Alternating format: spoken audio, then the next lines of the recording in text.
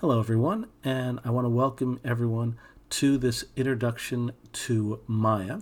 Now, my objective for this particular video is I want to show how to move around the actual user interface, elements on how to get started, a couple of recommendations, and also how to create simple geometry and move it, rotate it, scale it, and so on. Nothing too complicated for a first video.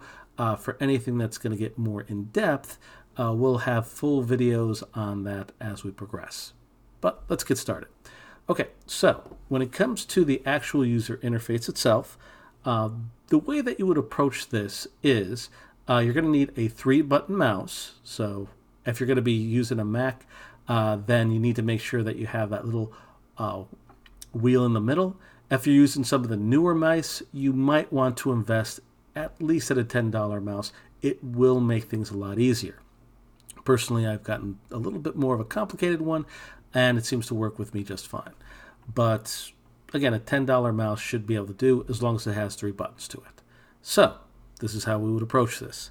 Holding down the Alt key, you should be able to see that on your screen. Hold that down. The left mouse button will allow you to rotate like so. The middle mouse button will allow you to pan around like this.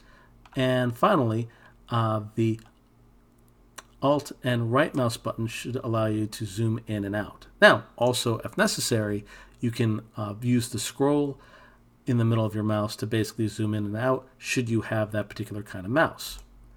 But again, the big ones, Alt, and then the left mouse button rotates, Alt, and pressing down the middle mouse button pans like so, Alt, and the right mouse button zooms in and out. If you guys remember that, it should be relatively simple to get around your user interface. Now, at the bottom of this video, I have listed a couple of links that will be able to help you with the shortcut keys.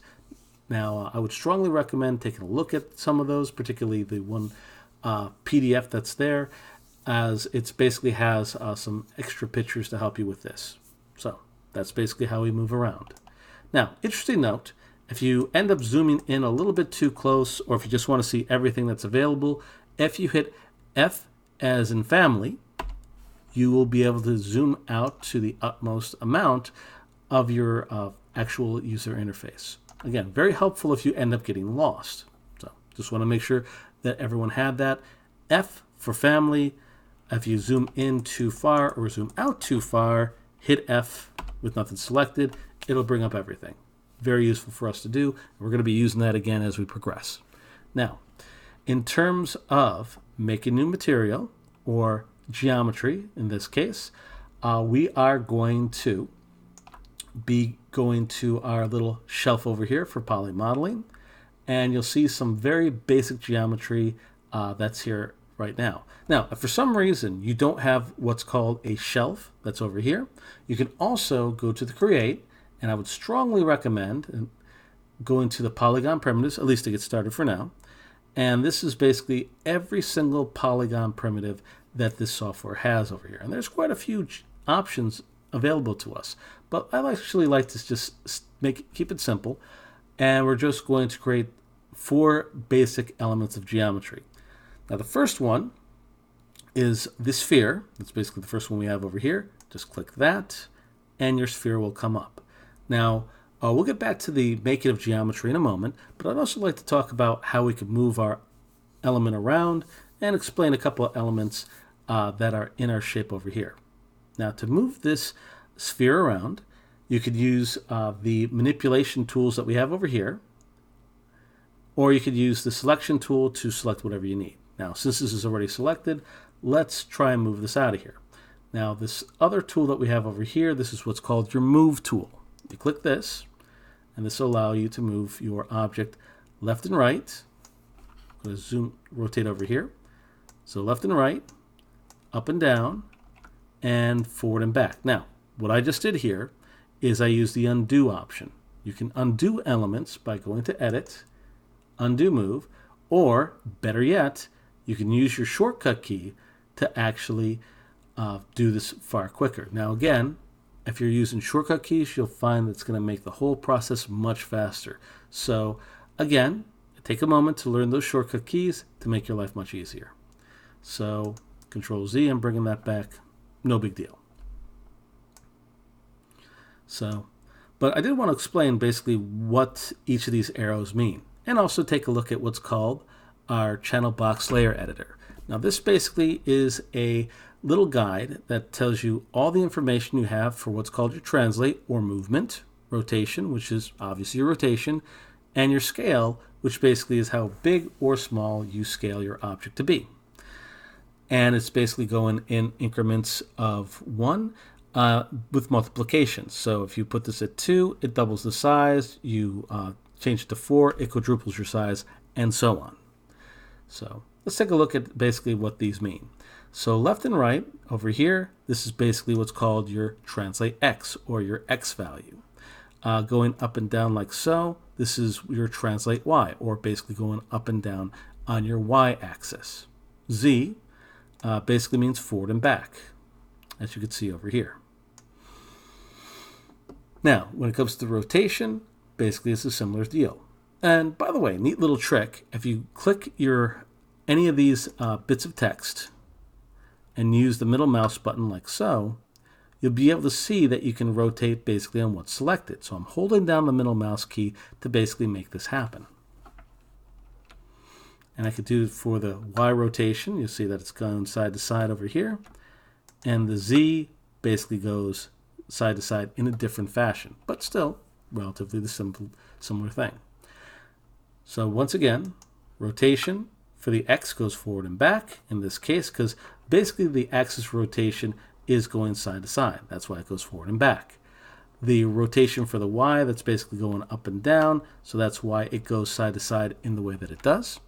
The rotate Z basically goes side to side in this way because the actual axis of rotation is going back to forward and vice versa.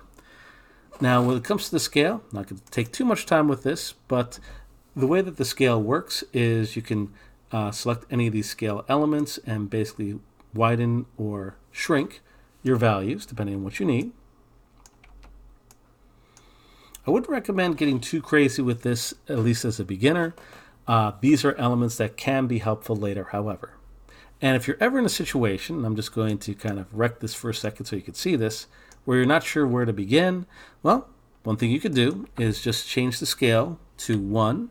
And if you hit tab, you'll see that I can go to the next line immediately. So I hit tab for that. And if I want to put this in the middle, at least at the beginning, I can go to translate X. I'm just basically clicking the text over here and just hit 0 by 0 by 0. At least this early enough in the stage, it'll basically put it back to its default position. Very helpful for some of the stuff we're going to be doing here and also in the future. So that's basically how you can move your elements around and have a little bit more precision when you're moving your object of choice. Now there's going to be some stuff that will potentially change this later, but that's for later. Now, one last thing I want to show when it comes to our shape, just zooming in by hitting, again, Alt, right mouse button to zoom in like so. If I was to go to Polysphere, that's basically in the input area over here, this shows all the information that made this sphere possible. So the radius over here, this basically makes this bigger or smaller depending on our needs. The subdivision axis basically adds more what's called geometry, basically adds more polygons or faces to basically make either our object a little bit rounder or potentially put more detail to it. I could do the same thing with what's called the subdivision height, basically make more geometry going up and down. Now, a little bit of a heads up. The more geometry you have, or basically these little faces, polygons, or squares, whatever you want to call them, the more potential you can put in for detail, and usually the smoother it's going to be. But this comes at a price. The more of this geometry you have, potentially more difficult it's going to be to control some of these elements, and also the more resources your computer needs. Now in this case, it's not that much geometry put in, but imagine having a million of these little buggers, and you're going to see that this is going to be considerably more challenging. So that's one of the reasons just to kind of watch out for that. But just for the sake so we can see the difference, I'm just going to put this 10 by 10. Yeah, that's a significant difference right there. It looks less like a ball and more like a disco ball in this case. But anyways, I'm going to move this over to the side, and I'm going to make at least 3 more different shapes and then I'll let you kind of play around with this yourself. Now a box, as you can see over here, or should I say a cube is specifically what the official name is. Similar elements, the P cube over here, this is what the name of this cube is. It can translate X, Y, and Z, rotate X, Y, and Z, scale X, Y, and Z. One difference, however, is basically in the input area over here. Now again, this is still in the channel box layer editor, no major changes done yet at this time.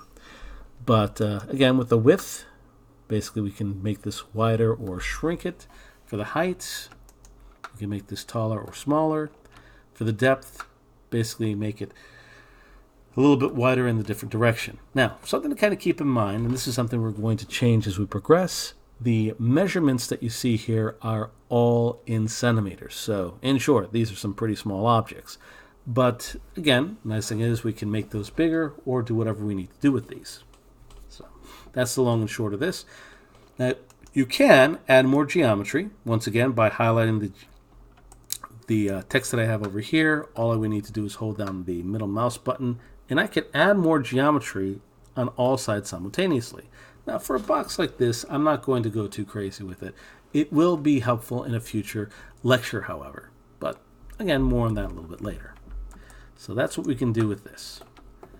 Now, the third object I'm going to make is what's called a cylinder. Now, again, a neat little thing about this one is it actually has properties of both our sphere and our box. But before I go any further, a neat little thing that you could do is if you have an object that you just want to focus on that and nothing else, if you select your object, hit F. So F as in family will get us a little closer like this. So that's kind of nice. So nothing selected, F as in family.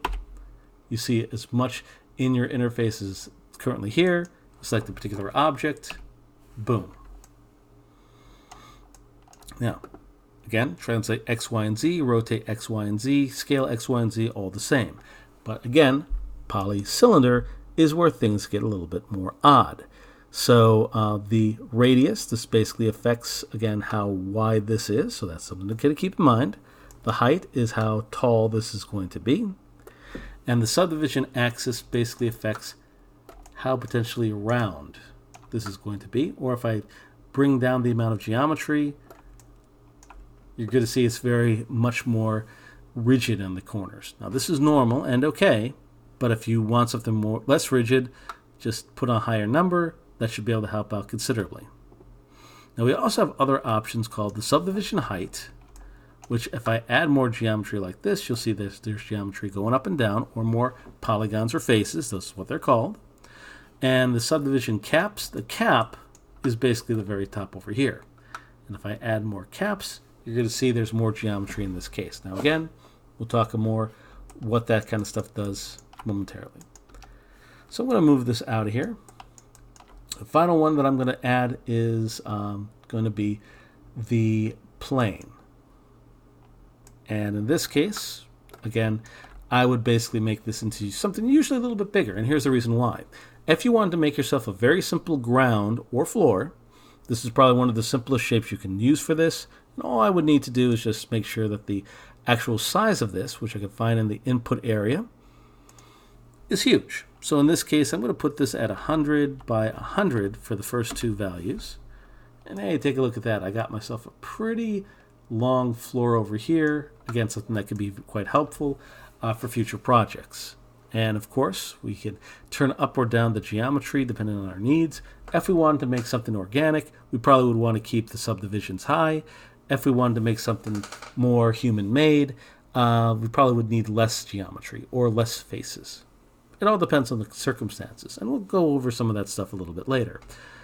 So anyway, so that's basically the main elements I wanted to show over here. At the very least, you could take some time to basically take a look at the tools. Again, all the manipulators are found over here. The shortcut keys for these, because I didn't go over that. W basically moves, as you can see. D, oh sorry, not D. E, sorry about that, will allow you to rotate. R will allow you to scale. I know it's one of those kind of weird things. You figure that R would be rotate and so on, but in this case it wasn't happening. But that's okay. You can also go to the channel box layer editor and just choose any of these over here, and you'll see that the manipulators change depending on what's selected. Very useful and very efficient for us. But that's pretty much most of the stuff I did want to show. I would recommend take a look at all the different shapes, not just the poly modeling in what's called the shelf over here, but go to Create, go to Polygon Primitives, and see what's here. I would recommend going to the other stuff yet. We will get into some of these elements as we progress. So just something to kind of keep in mind with that. And with that, I'm going to sign off for now. But again, we're going to be doing a lot more stuff as the time progresses in this class. I want to thank you and have a nice day.